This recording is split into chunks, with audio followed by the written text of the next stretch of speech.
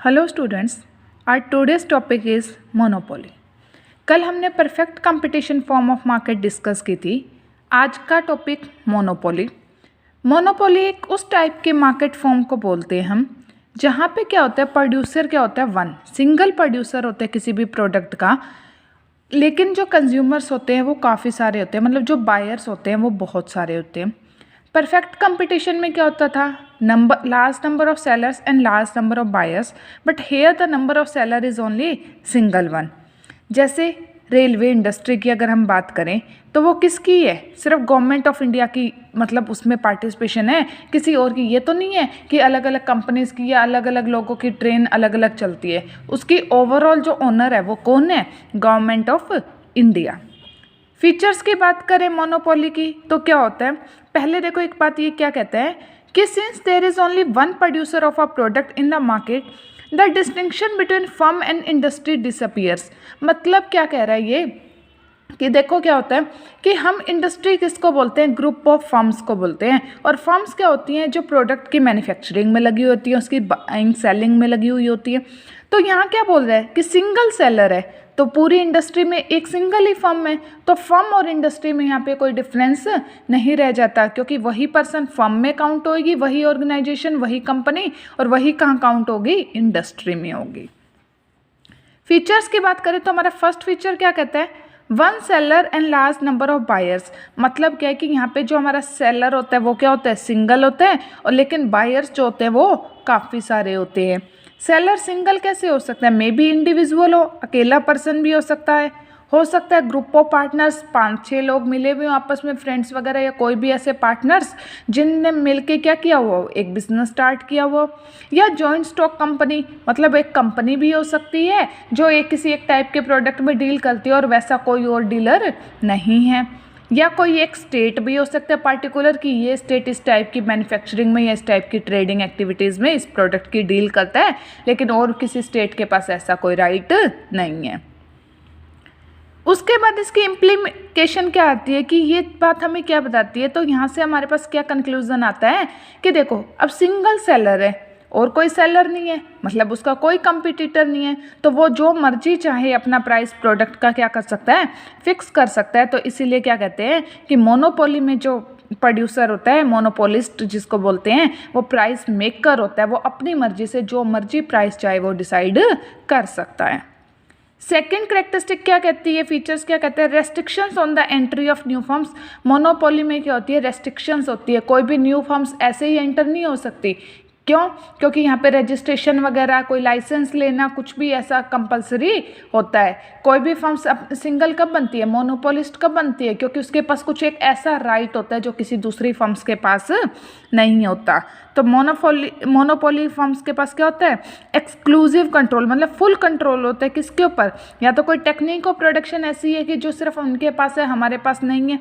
या ऐसा हो सकता है कि कोई रॉ मटेरियल ऐसा है जो उसकी प्रोडक्शन के लिए चाहिए, वो सिर्फ उन्हीं को अवेलेबल होता है, लेकिन हमारे पास अवेलेबल नहीं है। या उन्होंने वो क्या करवाए हुए, अपने बिजनेस को पेटेंट करवाए हुए। पेटेंट एक टाइप का लीगल इंस्ट्रूमेंट होता है जो आपके बिजनेस को क्या करता है, एक सेपरेट आइडेंटिटी देता है कि आपका बिजनेस कोई दूसरा पर्सन कॉपी नहीं कर सकता। तो अब इसकी इम्प्लीकेशन क्या आई कि मोनोपोलिस्ट क्या अर्न कर सकता है, extra normal profit. Extra normal मतलब जो नॉर्मल एक प्रॉफिट का लेवल होता है हमारा, उससे काफ़ी ज़्यादा वो अर्न कर सकता है। क्यों, क्योंकि वो सिंगल सेलर है, कोई और एंटर कर नहीं सकता उस टाइप की सेलिंग में, तो वो क्या कर सकता है, जो मर्जी चाहे वो प्राइस चार्ज करके एक्स्ट्रा नॉर्मल प्रॉफिट्स अर्न कर सकता है। कौन से पीरियड में, लॉन्ग और शॉर्ट दोनों पीरियड में, क्योंकि ना तो शॉर्ट पीरियड में यहाँ कोई एंट्री होती है न्यू फर्म्स की, और ना ही लॉन्ग पीरियड में। थर्ड हमारा फीचर क्या कहते हैं मोनोपोली का, नो क्लोज सब्सटीट्यूट्स, कि मोनोपोली फर्म जो प्रोडक्ट बनाती है उसका कोई भी सब्सटीट्यूट नहीं होता, और अगर होता भी है तो बहुत दूर का, मतलब क्लोज बिल्कुल ऐसा नहीं है कि आपने जस्ट ये प्रोडक्ट यूज़ ना करो, किसी दूसरी फर्म का कोई और प्रोडक्ट यूज़ कर लो उसकी जगह, ऐसा नहीं होता। ये जो प्रोडक्ट बनाते हैं वो उसका कोई भी सब्सटीट्यूट, मतलब उसकी जगह कोई दूसरा यूज़ नहीं हो सकता। जैसे क्या कहते हैं कि रेलवेज़ में अब हम देखते हैं हमारी जो मालगाड़ियाँ वगैरह आती है, तो उसमें कितना काफ़ी सारा सामान आता है और कितनी दूर दूर से आता है, तो हमारे पास और कोई ऐसा वे नहीं है कि जो हम मतलब इसकी जगह रिप्लेस कर सके, मतलब कि मालगाड़ी की जगह हम कोई और वे से उस सामान को हमारे यहाँ पे ट्रांसपोर्ट के सिस्टम से लोड करवा सकें। फोर्थ फीचर क्या कहता है, फुल कंट्रोल ओवर प्राइस, की यहाँ पे क्या रहता है, प्राइस के ऊपर पूरा कंट्रोल रहता है मोनोपोलिस्ट का। वो जो मर्जी चाहे जिस भी मतलब टाइम पीरियड के अकॉर्डिंग उसको जो भी मार्केट के अकॉर्डिंग सुटेबल लगता है वो वही प्राइस क्या करता है, चार्ज करता है, फिक्स करता है अपने प्रोडक्ट का। नेक्स्ट क्या कहता है, प्राइस डिस्क्रिमिनेशन। प्राइस डिस्क्रिमिनेशन क्या होता है, प्राइस का भेदभाव करना। मतलब मोनोपोलिस्ट क्या करता है, उसका जिससे मन करता है वो उससे उतना ही प्राइस चार्ज करता है। हो सकता है मान लो मैं एक मोनोपोलिस्ट हूँ कि कोई एक प्रोडक्ट ऐसा है जो सिर्फ मेरे पास अवेलेबल है और किसी के पास भी नहीं है, तो हो सकता है मेरा फ्रेंड आता है मैं उसको 10% का डिस्काउंट दे दूँ। कोई मेरा ऐसा अननोन पर्सन है जिसको मैं नहीं जानती तो उसको मैं 10% एक्स्ट्रा पे भी सेल कर दूँ। तो यहाँ क्या होता है, जो मोनोपोलिस्ट होता है वो अलग अलग कस्टमर से अलग अलग प्राइस भी चार्ज कर लेता है। उसके बाद क्या कहते हैं, हमारे पास डिमांड कर्व की बात है। मोनोपोली फर्म का डिमांड कर्व कैसा होता है, तो देखो ये तो ऑब्वियस ही बात है कि चाहे सिंगल सेलर है तो बायर्स बहुत सारे हैं, लेकिन कुछ वो भी तो होता है ना कि अगर वो सिंगल सेलर अपने प्रोडक्ट का प्राइस थोड़ा सा भी कम करेगा तो क्या हो सकता है, कुछ और बायर्स भी आके मतलब उस प्रोडक्ट की बाइंग कर सकते हैं, या अगर उसने प्राइस थोड़ा बढ़ा दिया तो कुछ एग्जिस्टिंग बायर्स छोड़ भी सकते हैं उस प्रोडक्ट का। हो सकता है क्लोज सब्सटीट्यूट नहीं है तो क्या हो गया, कुछ प्रोडक्ट्स हम ऐसे नहीं करते कि अगर ये मिल जाए तो भी ठीक है और ना मिले तो भी ठीक है। तो इसीलिए क्या कह रहा है कि डिमांड कर्व मोनोपोली फर्म का क्या होता है, डाउनवर्ड स्लोपिंग होता है। मतलब क्या कि अगर वो अपना प्राइस कम कर देते हैं तो क्वांटिटी क्या हो जाती है, उनकी बढ़ जाती है, क्वांटिटी डिमांडेड। तो यहाँ इस डायग्राम में भी देखो, पहले प्राइस क्या चार्ज कर रहा था वो OP, तो क्वांटिटी डिमांडेड कितनी थी OQ, और अब उसने अपना प्राइस क्या कर दिया, कम। क्या प्राइस चार्ज हो रहा है OP1, PP1 से प्राइस कम हो गया तो क्वांटिटी डिमांडेड OQ से बढ़ के कितनी हो गई OQ1, Q से लेके Q1 तक क्वांटिटी डिमांड बढ़ गई। तो मोनोपोली फर्म का जो डिमांड कर्व होता है वो क्या होता है, डाउनवर्ड स्लोपिंग होता है। उसके बाद क्या कह रहे हैं कि a monopolist is a price maker. How, monopolist price maker क्यों होता है, पहली बात वो सिंगल सेलर है। अब सिंगल सेलर है तो वो अपनी मर्जी के ही प्राइस चार्ज करेगा। सेकेंड पॉइंट, कोई क्लोज सब्सटीट्यूट्स नहीं है, अब उसको कोई कंपटीशन का भी डर नहीं है। क्यों, क्योंकि उसके प्रोडक्ट जैसा कोई दूसरा प्रोडक्ट मार्केट में अवेलेबल ही नहीं है जो उसके प्रोडक्ट को रिप्लेस कर सके। थर्ड, मे बी उसके पास क्या होता है, या तो लीगल रीजंस की वजह से या टेक्निकल या नेचुरल रीजंस की वजह से बैरियर्स लगे हुए होते हैं। मतलब बैरियर से मतलब क्या है कि एंट्री नहीं हो पाती। जैसे हो सकता है कि नेचुरली जैसे हम लोग वो करते हैं केसर, सैफरन वगैरह है, अब उसका प्रोड्यूसर कोई हमारे मतलब साउथ इंडिया में तो मुश्किल ही है, क्योंकि उसकी मोस्टली जो कल्टीवेट किया जाता है वो सैफरन केसर जो होता है वो कहाँ पे होता है, हमारे जम्मू साइड में होता है, मतलब काफ़ी ठंडे एरियाज़ में होता है, तो कोल्ड एरियाज़ में, तो अब वो हमारा वहाँ पे क्या हो गया, नेचुरल बैरियर लग गया। तो इस टाइप के बैरियर्स की वजह से एंट्री नहीं होती, तो वो सिंगल सेलर रहेगा। सिंगल सेलर फिर प्राइस मेकर ही होगा, प्राइस टेकर तो हो ही नहीं सकता। नेक्स्ट क्या कह रहे हैं, how does a monopoly market structure arise, कि मोनोपोली कैसे होता है, मतलब कोई मार्केट कैसे मोनोपोली में बनती है।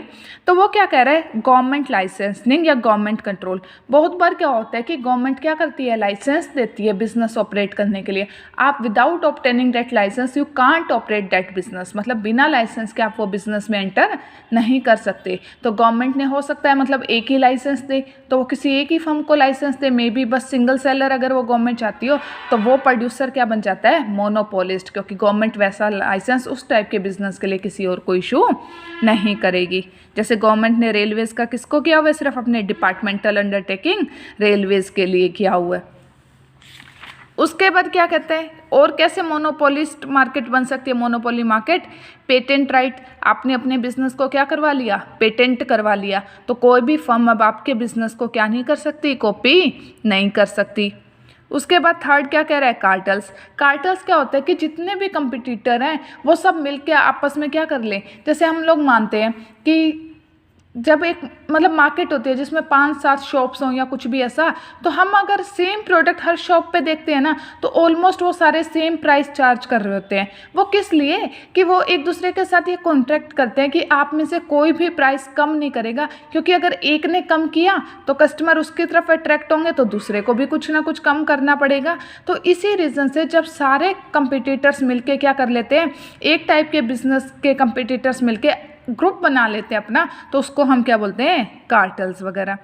फोर्थ पॉइंट क्या बोलता है, gift of nature. Gift of nature क्या कहता है कि बहुत बार ये मोनोपोली राइट आपको नेचुरली भी मिल जाता है, जैसे अभी मैंने सैफरन वाला एग्जांपल आप लोगों को दिया, तो उस टाइप से। उसके बाद क्या कह रहे हैं, monopolistic why are patent right granted. एक हॉर्स क्वेश्चन है हमारे पास पहले कि पेटेंट राइट्स क्यों दिए जाते हैं, तो ये किस लिए दिए जाते हैं, क्योंकि अगर आपको ये पता है कि मैंने अगर किसी टाइप का बिजनेस स्टार्ट किया और अगर मेरे बिजनेस को किसी ने कॉपी कर लिया, जैसे आप लोगों को लेट्स सपोज कि मैंने एक असाइनमेंट दिया, तो बहुत सारे स्टूडेंट्स क्या करते हैं, बहुत मतलब काफ़ी वो करते हैं, हार्ड वर्क करके काफ़ी अच्छा सा असाइनमेंट प्रिपेयर करते हैं, काफ़ी नेट्स वगैरह से वो उसमें लिखते हैं, अदर बुक्स से उसमें लिखते हैं। अगर आपका कोई फ्रेंड या वैसे भी कोई क्लासमेट आपको ये बोले कि अपना असाइनमेंट मुझे दे दो, मैं इसका कॉपी करके टीचर को सबमिट कर दूंगा, तो हमारे माइंड में भी होता है ना कि फिर मेरे असाइनमेंट में तो कुछ डिफरेंस रहा ही नहीं दूसरे वालों से। तो वही चीज़ यहाँ पे क्या करती है, पेटेंट राइट इसीलिए दिए जाते हैं कि अगर कोई रिसर्च वगैरह करता है, कुछ भी करके अपना कोई न्यू प्रोडक्ट डेवलप करता है, तो उसको क्या मतलब एनहेंस करने के लिए कि आप अपना नया प्रोडक्ट डेवलप करो, हम किसी और को वो राइट नहीं देंगे कि वो आपके न्यू प्रोडक्ट की डेवलप किए हुए की कॉपी करके मार्केट में सेल कर सके, क्योंकि न्यू प्रोडक्ट डेवलप अगर आपने किया तो कस्टमर आपकी तरफ अट्रैक्ट होगा, प्रॉफिट्स में आपका राइट होगा। ओके, उसके बाद थर्ड फॉर्म ऑफ मार्केट जो हमें पढ़नी है वो है मोनोपोलिस्टिक कंपटीशन। मोनोपोलिस्टिक कंपटीशन में क्या होता है, देखो यहाँ पे बायर्स का नंबर भी लार्ज होगा, सेलर्स का नंबर भी लार्ज होगा। तो ऐसा ही तो परफेक्ट में होता था। हाँ जी, परफेक्ट में भी यही चीज़ थी कि नंबर ऑफ़ बायर्स वहाँ पे भी लार्ज थे और नंबर ऑफ़ सेलर्स वहाँ पे भी लार्ज थे, लेकिन वहाँ जो प्रोडक्ट होता था वो होमोजीनियस होता था, और यहाँ का प्रोडक्ट क्या होगा, हिट्रोजीनियस होगा। हिट्रोजीनियस का मतलब क्या है, डिफ्रेंशिएटेड प्रोडक्ट होगा, और वो डिफरेंस किससे रिलेटेड हो सकता है, उसके साइज से रिलेटेड हो सकता है, उसके कलर से हो सकता है, टेस्ट से हो सकता है, शेप से रिलेटेड हो सकता है, उसके ब्रांड नेम से रिलेटेड हो सकता है। तो यहाँ पे जो डिफरेंसेस आते हैं वो थोड़े थोड़े डिफरेंस होते हैं प्रोडक्ट में। जैसे एग्जांपल में क्या कह रहा है, कोलगेट, क्लोजअप, पेप्सोडेंट, तो ये सारे टूथपेस्ट के ब्रांड्स हैं। तो अब देखो ये आपस में इनके लार्ज नंबर ऑफ सेलर्स हैं, बायर्स भी लार्ज नंबर में, लेकिन प्रोडक्ट में थोड़ा थोड़ा क्या है डिफरेंस। जैसे कोलगेट के फ्लेवर अलग है, क्लोजअप के फ्लेवर अलग है, पेप्सोडेंट का अलग है। कलर की बात करें तो कोलगेट जनरली वाइट कलर है, क्लोजअप का रेड कलर होता है, पेप्सोडेंट का वाइट और ग्रीन मिक्स होता है, वो स्ट्रिप्स वाला होता है। तो इस टाइप से इन बेसिस पे इनमें क्या हो सकते हैं, डिफरेंस हो सकते हैं। जैसे हमारे वो शैम्पू वगैरह आते हैं तो अलग अलग ब्रांड्स के अलग अलग साइज होते हैं, किसी का सैशे में आता है, किसी का बोतल में आता है, कोई डैंड्रफ के लिए आता है, कोई हेयर्स के रफ हेयर्स के लिए आता है, मतलब उनको स्मूथ करने के लिए, कोई शाइन के लिए। तो ये सब इसके एग्जाम्पल हैं। फीचर्स की बात करें मोनोपोलिस्टिक कंपटीशन के तो क्या होता है, नंबर ऑफ बायर्स भी लार्ज होते हैं और नंबर ऑफ सेलर्स भी लार्ज होते हैं। सेकेंड पॉइंट क्या कहते हैं, प्रोडक्ट डिफरेंशिएशन की। यहाँ का जो प्रोडक्ट होता है वो क्या होता है, बिल्कुल होमोजीनियस नहीं होता, उसमें थोड़ा थोड़ा क्या होता है, डिफरेंस होता है। और एक और पॉइंट ये क्या बोल रहे हैं यहाँ पे, पार्शियल कंट्रोल। पार्शियल कंट्रोल का मतलब क्या है यहाँ पे कि जो मोनोपोलिस्टिक फर्म होता है उसका प्राइस के ऊपर कुछ हद तक तो कंट्रोल होता है, लेकिन बिल्कुल कंट्रोल नहीं होता। क्योंकि अगर अब देखो जैसे मान लो कि मैं क्या कर रही हूँ, लेट्स से क्लोजअप ब्रांड मतलब मेरा, तो मैं क्या कर सकती हूँ, कुछ हद तक अपने प्रोडक्ट का प्राइस डिसाइड कर सकती हूँ कि मैं क्या बोलूँगी कि मेरा प्रोडक्ट कोलगेट वाले प्रोडक्ट से ज़्यादा बेटर है, क्योंकि ये मतलब आपको फ्रेशनेस फील करवाता है मॉर्निंग में, ये सब कुछ होता है। तो उसके अकॉर्डिंग मैंने कुछ एक्स्ट्रा प्राइस तो चार्ज कर लिया, बट मैं बहुत ज़्यादा प्राइस भी चार्ज नहीं कर सकती। क्यों, क्योंकि कोलगेट क्या है, मेरा कंपिटिटर, पेप्सोडेंट क्या है, मेरा कंपिटिटर। अगर मैंने थोड़ा सा भी प्राइस ज़्यादा चार्ज करने की कोशिश की तो मेरे जो कस्टमर है वो मेरे कंपिटिटर की तरफ चले जाएंगे। तो इसीलिए क्या बोलता है कि मोनोपोलिस्टिक फर्म में क्या होता है, पार्शियल कंट्रोल, मोनोपोली में full control over price, and perfect competition में नो कंट्रोल ओवर प्राइस। उसके बाद क्या कह रहे हैं, सेलिंग कॉस्ट।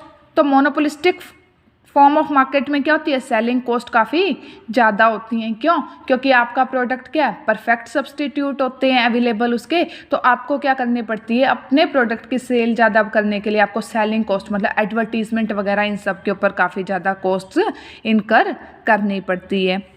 डिमांड कर्व की बात करें तो मोनोपोलिस्टिक फर्म का जो डिमांड कर्व होता है वो डाउनवर्ड स्लोपिंग होता है, नीचे की तरफ, कि जैसे जैसे ये वाली फर्म्स क्या करेंगी, अपने प्रोडक्ट का प्राइस कम करेगी तो इनके नंबर ऑफ बायर्स जो है, मतलब जो क्वांटिटी डिमांडेड है वो इंक्रीज होती जाएगी। अब देखो स्टूडेंट्स, मोनोपोलिस्टिक का जो डिमांड कर्व है और जो मोनोपोली फर्म्स का डिमांड कर्व है दोनों सिमिलर है, लेकिन दोनों में डिफरेंस क्या है कि मोनोपोलिस्टिक फर्म का जो डिमांड कर्व है वो ज़्यादा फ्लैटर है, मतलब ज़्यादा तिरछा है इस टाइप से। वो किस लिए है, क्योंकि यहाँ पे क्या होते हैं, काफ़ी क्लोज सब्सटीट्यूट्स होते हैं। अगर आप प्राइस में थोड़ा सा भी चेंज करते हो तो काफ़ी नंबर ऑफ कंज्यूमर्स पे वो क्या करता है, अफेक्ट करता है। जैसे ही मान लो कि क्लोजअप ने थोड़ा सा प्राइस बढ़ाया तो बहुत सारे कस्टमर क्या कर जाएंगे, उसके प्रोडक्ट को छोड़ देंगे, तो डिमांड बहुत ज़्यादा भी कम हो सकती है। लेकिन मोनोपोली में ऐसा नहीं होता, क्योंकि वो क्या है, सिंगल सेलर। अगर उसने थोड़ा सा प्राइस बढ़ा भी दिया तो भी जिन लोगों को हैबिट है उन गुड्स की या जिनको नेसेसिटी है वो तो वो खरीदेंगे ही, तो वहाँ डिमांड इतना चेंजेस शो नहीं करती with respect to change in price जितना मोनोपोलिस्टिक फर्म में शो करती है। तो जो मोनोपोलिस्टिक फर्म्स की डिमांड कर्व होता है वो ज़्यादा इलास्टिक होता है, जबकि मोनोपोली फर्म्स का डिमांड कर्व लेस इलास्टिक होता है, और वही आपको इस नोट में यहाँ पर गिवन है।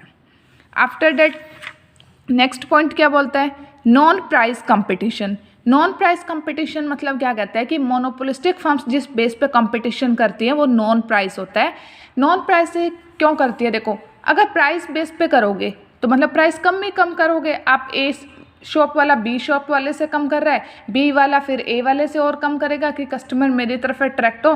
तो ये उस बेसिस पे कंपटीशन ना करके किस बेसिस पे करते हैं कि आपने जैसे buy one get one free दे दिया, आपने अपने प्रोडक्ट की ऐड काफ़ी बड़े सेलिब्रिटीज़ से करवा दी, आपने अपने प्रोडक्ट में 20% एक्स्ट्रा प्रोडक्ट देने लग गए, आपने अपने प्रोडक्ट का मतलब जो पैकेजिंग डिज़ाइन है वो काफ़ी अट्रैक्टिव कर दिया। इस टाइप के बेसिस पे आप क्या करते हो, वहाँ पे कंपटीशन वगैरह करते हो। उसके बाद क्या कहते हैं, freedom of entry and exit. तो इस टाइप के बिजनेस में मोनोपोलिस्टिक वाला जो होता है उसमें भी आपके पास फ्रीडम होती है पूरी, कि आप कोई नया बिजनेसमैन अगर एंटर होना चाहे तो वो एंटर भी हो सकता है, और अगर कोई एग्जिस्टिंग बिजनेस छोड़ के जाना चाहे तो वो एग्जिट भी कर सकता है। लेकिन यहाँ पे भी क्या होता है कि नए फर्म्स बिल्कुल ये नहीं है कि वो आए और सेम टाइप का प्रोडक्ट बनाने लग गए, जैसे वो आए और कोलगेट ब्रांड का प्रोडक्ट बनाने लग गए, ऐसा नहीं होता। क्योंकि यहाँ पे क्या होता है कि ब्रांड पहले से ही क्या करवाए हुए होते हैं, पेटेंटेड करवाए होते हैं, तो कोई भी न्यू फर्म आके आपके एग्जिस्टिंग ब्रांड्स के प्रोडक्ट नहीं बना सकती। तो इसी वजह से ये क्या कह रहा है कि एग्जिस्टिंग ब्रांड के प्रोडक्ट्स नहीं बना सकती। तो यहाँ पे क्या होता है, फ्रीडम ऑफ एंट्री और एग्जिट की वजह से नॉर्मल प्रॉफिट्स, क्योंकि जब भी कभी अगर आपको ज़्यादा प्रॉफिट्स हो रहे होंगे, अब नॉर्मल प्रॉफिट्स हो रहे होंगे, तो क्या करेंगे, न्यू बिजनेसमैन उस फील्ड में एंटर होंगे और वो उन प्रॉफिट्स को सक कर लेंगे। और अगर आपको वहाँ पे लॉसेज हो रहे हैं तो कुछ बिजनेसमैन उस फर्म को छोड़ के एग्जिट करके चले जाएंगे, तो वो लॉसेज कम हो जाएंगे, क्योंकि जैसे सप्लाई कम होगी तो अपने आप आपके प्राइस हाई हो जाएंगे, प्राइस हाई हो गए तो लॉसेज कम हो जाएंगे। तो लेकिन यहाँ क्या बोल रहा है कि बिल्कुल एब्सोल्यूट फ्रीडम नहीं होती एंट्री की, कि कुछ ऐसा नहीं है जिसका बिल्कुल मन किया और बिल्कुल स्टार्ट कर लिया, थोड़ी बहुत आपको मतलब यहाँ पे परमिशन वगैरह लेनी पड़ती है। तो उसकी वजह से कई बार आपको इस टाइप की फॉर्म ऑफ मार्केट में एक्स्ट्रा नॉर्मल प्रॉफिट्स भी हो जाते हैं। नेक्स्ट पॉइंट फिर क्या कह रहे हैं, लेक ऑफ परफेक्ट मोबिलिटी, कि जो फैक्टर्स ऑफ प्रोडक्शन है यहाँ पे वो परफेक्टली मोबिल नहीं होते। क्यों, क्योंकि यहाँ पे जो प्रोडक्ट का प्राइस होता है वो डिफ्रेंशिएटेड होता है। डिफ्रेंशिएटेड क्यों होता है, क्योंकि इस फॉर्म ऑफ मार्केट में ये अज्यूम किया जाता है कि यहाँ के बायर्स और सेलर्स के पास परफेक्ट नॉलेज नहीं होती। क्यों, क्योंकि अगर मान लो मैं आप लोगों से भी पूछूं कि ये प्रोडक्ट है, लेट सपोज मैंने आप लोगों से एक जनरल सा शैम्पू पूछ लिया या बिस्किट पूछ लिया, अब मैं आपसे ये पूछती हूँ कि आप ये बताओ कि कितने कितने ब्रांड्स के बिस्किट इंडिया में, मतलब हमारी मार्केट में, एक लोकल एरिया की मार्केट ही चलो ले लेते हैं, उसमें कितने कितने ब्रांड्स के बिस्किट अवेलेबल हैं, उनका क्या क्या प्राइस है, क्या क्या उनका टेस्ट है, तो ये सब कुछ। तो मतलब अगर हम काउंट करने लग जाए तो कितने सारे ब्रांड्स तो हमें पता भी नहीं होते। तो वही चीज़ वो क्या कह रहे हैं कि यहाँ पे जो कंज्यूमर होता है और जो सेलर होता है उसको परफेक्ट नॉलेज नहीं होती, और जब उसको परफेक्ट नॉलेज नहीं है तो वो किसी भी मतलब ये नहीं है कि उसने अपनी शॉप इस एरिया से बंद की और दूसरी एरिया में खोल लिया, वहाँ पे हो सकता है वो कुछ अलग प्राइस चार्ज करे। तो परफेक्टली मोबिल इसी वजह से क्या नहीं होते, इसके फैक्टर्स ऑफ प्रोडक्शन नहीं होते, क्योंकि डिफरेंट प्राइसेस होता है। वही प्रोडक्ट आपका सेम प्रोडक्ट में भी हो सकता है यूपी में किसी अलग प्राइस पे सेल हो रहा हो, और वही सेम प्रोडक्ट में भी पंजाब में किसी अलग प्राइस पे सेल हो रहा हो। उसके बाद आपसे क्वेश्चन पूछा हुआ है कि what is the difference between price discrimination and product differentiation. तो प्राइस डिस्क्रिमिनेशन का मतलब ये होता है कि आप अलग अलग कस्टमर से अलग अलग प्राइस चार्ज कर रहे हो। आपने लेट अस सपोज एक्स आया, उससे 100 रुपीज़ का पर यूनिट सेल किया, और वाई आया, आपने उसको 95 रुपीज़ पर यूनिट में सेल किया, तो वो क्या होता है आपका प्राइस डिस्क्रिमिनेशन। प्रोडक्ट डिफरेंशिएशन क्या होता है कि आपके पास क्या है, मतलब कि अलग अलग सेम टाइप का प्रोडक्ट है लेकिन वो डिफरेंशिएटेड है, अलग अलग फ्लेवर्स में, अलग अलग साइज में, अलग कलर में, अलग शेप में, उसको क्या बोलते हैं हम लोग प्रोडक्ट डिफरेंशिएशन। प्राइस डिस्क्रिमिनेशन कौन सी फॉर्म ऑफ मार्केट में होता है, मोनोपोली मार्केट में होता है, और प्रोडक्ट डिफरेंशिएशन कौन सी में होता है, मोनोपोलिस्टिक में होता है। Okay students, this was all about today's class. In next class we will discuss the oligopoly form of market. Thank you students.